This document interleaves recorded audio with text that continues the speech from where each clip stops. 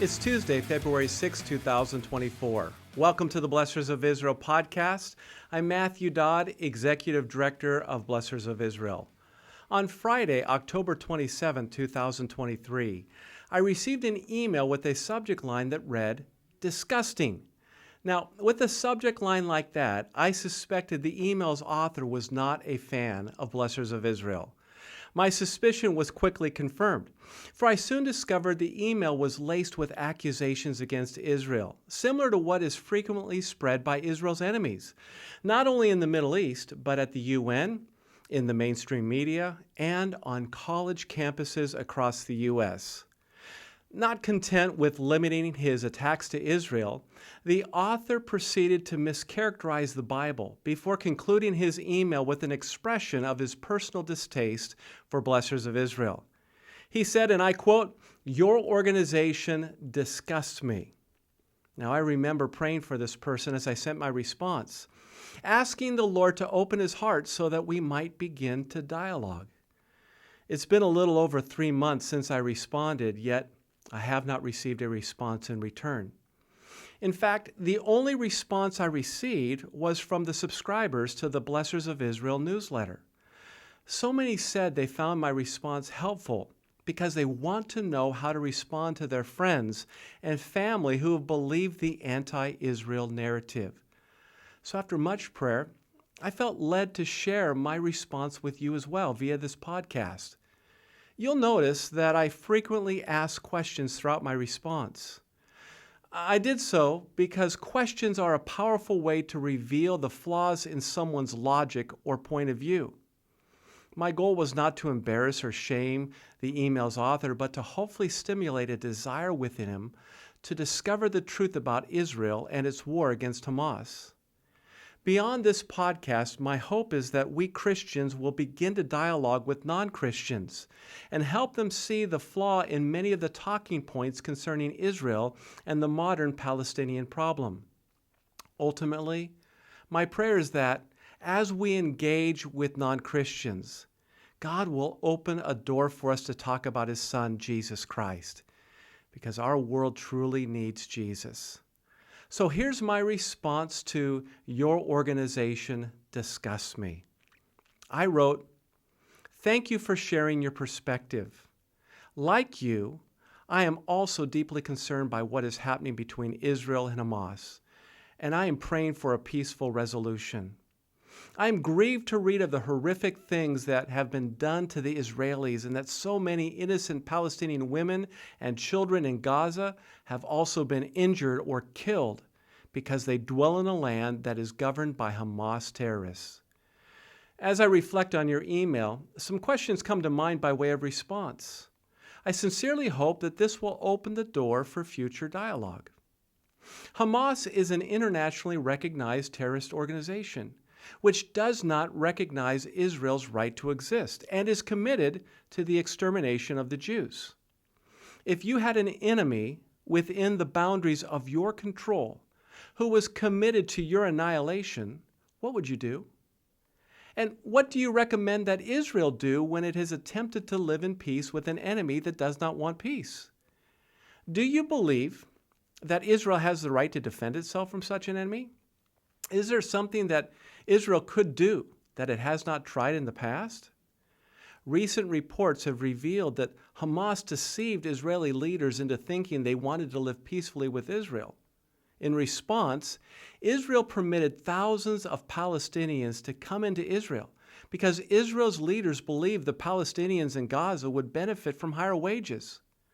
But those same Palestinians took advantage of Israel's kindness and meticulously mapped out southern Israel for the Hamas terrorists in preparation for the October 7th slaughter. Again, what is your counsel to Israel after it extended an olive branch to Hamas and, in return, received an unprecedented slaughter in response? Do you support the unprovoked and unprecedented atrocities that Hamas exacted upon Israel on October 7th, which resulted in 1,400 dead, 5,431 injured, and 239 taken hostage? Do you believe Hamas was justified in beheading babies, raping women and teenage girls, and slaughtering Jews and non-Jews alike? Do you believe that any of these acts violated international law? And do you believe Israel has the right to not only defend itself, but also ensure such heinous crimes never happen within its borders again? On another note, Israel withdrew from Gaza in 2005, and millions of dollars from the U.S., the European Union, and other nations were given to the Palestinians living in Gaza. Hamas could have literally turned the Gaza Strip into a Mediterranean resort. What did Hamas do with all of that money? Did Hamas bless the residents in Gaza with better roads, water, and sanitation systems? Did they turn Gaza into a travel destination so that the Palestinians could thrive from a booming tourist industry? Did they educate the Palestinians so that Gaza could compete internationally? No. They used the millions of dollars to dig tunnels, convert water pipes into missiles, and pay the families of Palestinian martyrs as a way of encouraging more terrorism. It is well documented that Hamas has been indoctrinating the Palestinian children to hate the Jews. Do you support the indoctrination of the Palestinian children by Hamas so that little boys and girls are not only taught to hate the Jews, but to even celebrate when Hamas terrorists murder Jews?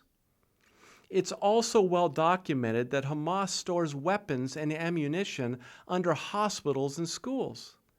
Hamas uses hospitals and schools in order to blame Israel when it defends itself against a terrorist attack from one of those locations. Should hospitals and schools be used to store weapons and launch missiles at Israel? When Israel gave the Palestinians advance notice to leave northern Gaza before it commenced bombing that region, Hamas not only prohibited the Palestinians from fleeing, they also threatened to kill Palestinians who attempted to do so, innocent women and children alike. Why would Hamas treat the Palestinians in this manner, especially innocent women and children? Could it be that Hamas is using innocent Palestinian women and children as human shields? Do you support Hamas and their treatment of innocent Palestinians living in Gaza? Regarding the topic of apartheid, this is a common attack against Israel. I hope that as you consider your answers to my questions, you will see why it is inappropriate to call Israel an apartheid state. That said, there are apartheid nations in the Middle East. For instance, are you familiar with Lebanon and its treatment of the Palestinian refugees within its borders? Did you know that Lebanon restricts Palestinians from access to government services, and that Lebanon prohibits Palestinians from pursuing occupations in the medical, legal, and government fields? Why would Lebanon treat the Palestinian refugees like that? Correct me if I'm wrong, but I do not believe the Palestinian refugees are committed to the destruction of Lebanon and the extinction of the Lebanese people.